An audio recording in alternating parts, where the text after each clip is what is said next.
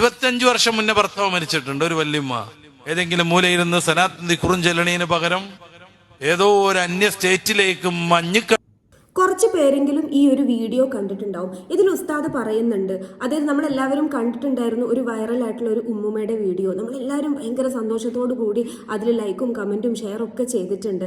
ശരിക്കും പറഞ്ഞു കഴിഞ്ഞാൽ സ്ത്രീകൾ അങ്ങനെ പുറത്തിറങ്ങുന്നു എന്ന് പറയുന്ന സമയത്ത് അവർ പ്രായ വ്യത്യാസമില്ലാതെ പുറത്തിറങ്ങി സന്തോഷിക്കുന്നു എന്ന് പറയുമ്പോൾ അത് വലിയൊരു പോസിറ്റീവായിട്ടുള്ള ഒരു കാര്യമാണ്, സൊസൈറ്റിയിൽ കൊടുത്തിട്ടുള്ള ഒരു പോസിറ്റീവ് ന്യൂസാണ്. എന്നാൽ അതിനെ ഈ മതത്തിൻ്റെ പേരിൽ എന്താണ് ഇവർ പ്രസംഗിച്ച് വെച്ചിരിക്കുന്നത്? വളരെ മോശമായിട്ട്. അതായത് ഭർത്താവ് മരിച്ച സ്ത്രീ എന്ന് പറഞ്ഞു, അതായത് വിധവകൾക്ക് സന്തോഷം പാടില്ല. ഇതാണ് പല ഉസ്താദുമാരുടെയും ഒരു മൈൻഡ് സെറ്റ് എന്ന് പറയുന്നത്.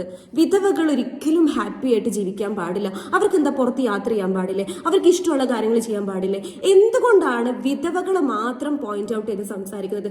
25 വർഷം മുമ്പ് മരണപ്പെട്ട ഭർത്താവ് എന്നൊക്കെ അവർ പറയുന്നുണ്ട്. അതായത് ഈ പ്രസംഗിക്കുന്ന ആള് പറയുന്നുണ്ട്, ഇത്രയും ആളുകളുടെ മുന്നിൽ ആ വ്യക്തിയുടെ, ആ സ്ത്രീയുടെ വ്യക്തി ജീവിതത്തിലേക്ക് നുഴഞ്ഞു കയറുന്നതാണ്. ഇവർക്ക് ആരാണ് ഇതിനുള്ള ലൈസൻസ് കൊടുത്തത്? ഈ മൈക്ക് ഉണ്ടെന്ന് കരുതി എന്തും വിളിച്ച് പറയാന്നാണോ? ഞാനൊരു കാര്യം പറയട്ടെ, യാത്ര ചെയ്യുന്നവനുണ്ടല്ലോ, യാത്ര ചെയ്യുന്നവന്റെ മനസ്സ് ഒഴുകുന്ന നദി പോലെയാണ്. യാത്ര ചെയ്യാത്തവന്റെ മനസ്സെന്ന് പറയുന്നത് കെട്ടിക്കിടക്കുന്ന വെള്ളം പോലെയാണ്. അപ്പോൾ യാത്ര ചെയ്യണമെന്നാണ് എല്ലായിടത്തും പറയുന്നത്. മാത്രമല്ല, ദൈവത്തെക്കുറിച്ച് അറിയണം എന്നുണ്ടെങ്കിൽ നമ്മൾ യാത്ര ചെയ്യണം. നമ്മൾ യാത്ര ചെയ്യുന്ന സമയത്ത് ശരിക്കും നിങ്ങൾ ചിന്തിച്ചു നോക്കുക, നമ്മുടെ ഈ ലോകത്ത് എന്തൊക്കെ ബ്യൂട്ടിഫുൾ ആയിട്ടുള്ള കാഴ്ചകളുണ്ട്. ശരിക്കും പറഞ്ഞു കഴിഞ്ഞാൽ ഒരു ക്രിയേറ്റിവിറ്റി, ശരിക്കും ഒരു ആർട്ട് നമുക്ക് എപ്പോഴും നമ്മൾ എവിടെ പോയി കഴിഞ്ഞാലും നമുക്ക് അനുഭവിക്കാൻ വേണ്ടി സാധിക്കും.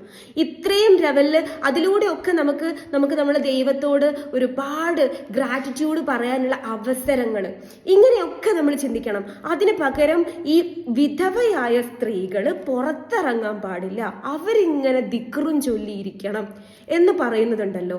എന്ത് തരത്തിലുള്ള മെസ്സേജാണ് ഈ പറയുന്ന ഉസ്താദുമാർ കൊടുക്കുന്നത്? ഇതുപോലത്തെ ഉസ്താദുമാർ കാരണമാണ് പലരും ഈ ലോകം വിട്ടു പോകുന്നത്.